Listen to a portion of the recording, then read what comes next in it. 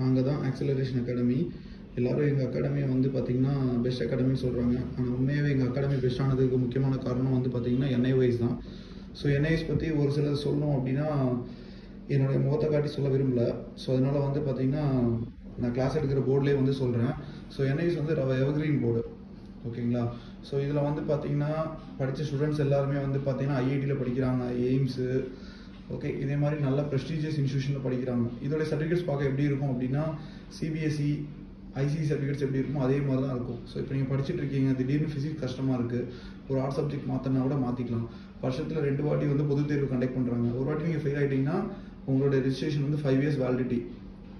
5 yearsல நீங்கள் வந்து பார்த்தீங்கன்னா எத்தனை வாட்டினாலும் எக்ஸாம் வந்து அப்பியர் ஆகிக்கலாம். ஒவ்வொரு வாரமும் செவ்வாய் புதன் வியாழன் அதுக்குன்னு சொல்லிட்டு எக்ஸாம் கண்டக்ட் பண்ணிகிட்டே இருப்பாங்க. ஒவ்வொரு சப்ஜெக்டாக கிளியர் பண்ணலாம்.